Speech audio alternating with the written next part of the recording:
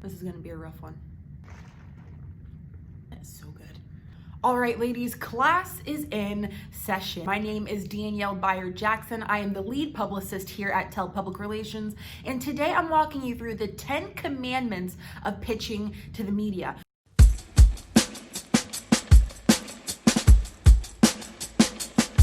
Whenever we come across a female business owner and she's trying to communicate a message to journalists to ultimately get them to feature her business or her upcoming event, and the saddest thing is something getting lost in translation because she's either unintentionally committing some of their biggest pet peeves or she's ineffectively trying to communicate her message. Right now, in 2021, when things are a little bit different, it's worth keeping these 10 things in mind. It's an extensive list, but hang with me because you'll thank me later. All right.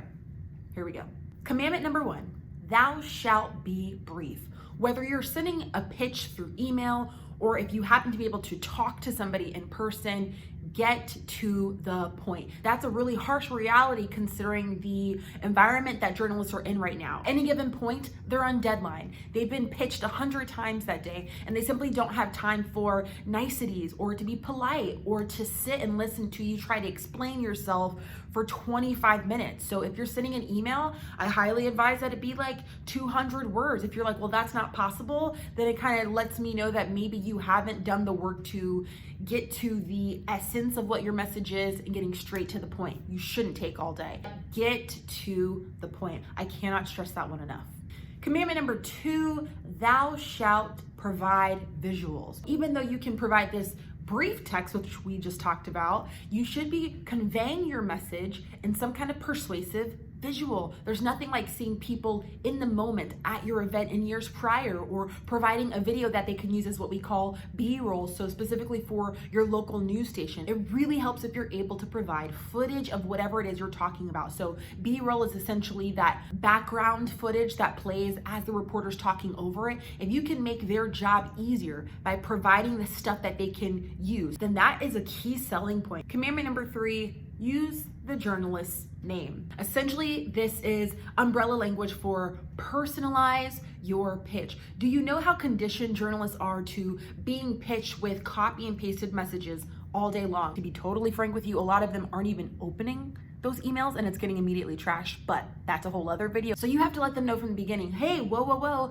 this is personalized. I didn't copy and paste this. It's not a generic message. I've tailored this for you. And the first way to do that is simple, use their name. We have a whole course on how to pitch the media and we talk about that first 2 lines to get immediate buy-in. But the main thing you should know right now is to start by using their name. Commandment number 4, thou shalt not bribe. I know it feels like you're doing something helpful by saying, hey, if you do this, we'll be able to gift you with this. But a lot of times they're not even allowed to accept that gift because it kind of goes against their ethics. Even though it's a well-intentioned gesture, do not offer something in exchange for coverage. If you want to pay for coverage, that becomes something else entirely. You're now aiming for placing an ad. That's what that is. It's no longer earned media, and that's a completely different department. Commandment number 5, thou shalt not overhype. If you have to fluff or exaggerate, that's an indicator to you that it's maybe not newsworthy in the first place. Reel it back on the exaggerations and just keep it real.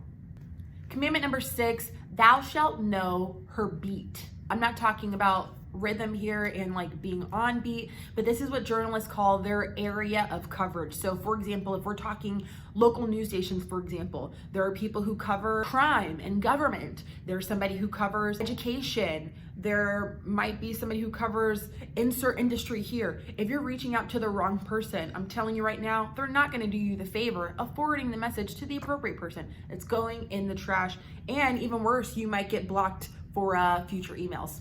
I've seen that happen. Commandment number 7, stay ready.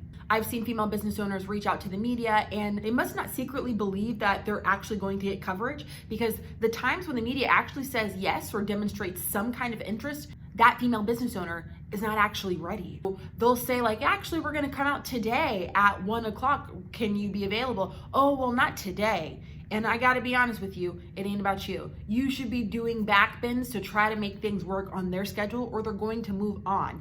Last year we had a client who had this beautiful, lavish Valentine's Day event, but when she had us start to reach out to the media for her, it was like, oh, by the way, I'm going to be out of town, so I won't be able to do this, and on these days I won't be available. And I was like, well, let me tell you right now, this is not going to work. Be ready, and then the people you say you're going to have available to speak or comment, have them ready too. Commandment number 8, thou shalt not recycle. So if you see that they already placed a story and you're like, oh yeah, you wrote about this story, you should feature us. The story's already been done. It's over. They already covered it. And so keep that in mind. You should be using their pieces that they've already written or topics they've already covered to inspire new ideas for yourself, but not asking them to duplicate it because the moment has passed. Commandment number 9, thou shalt stay relevant. Essentially, you should find a way to tie in other things that are happening in the world that people have already demonstrated interest in. What's already happening that's trending, that's got people excited, that's captivating our dialogue already,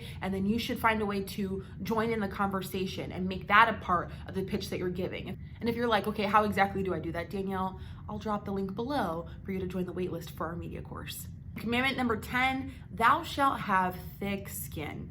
You are going to hear no a lot. More than rejections, you're going to get crickets.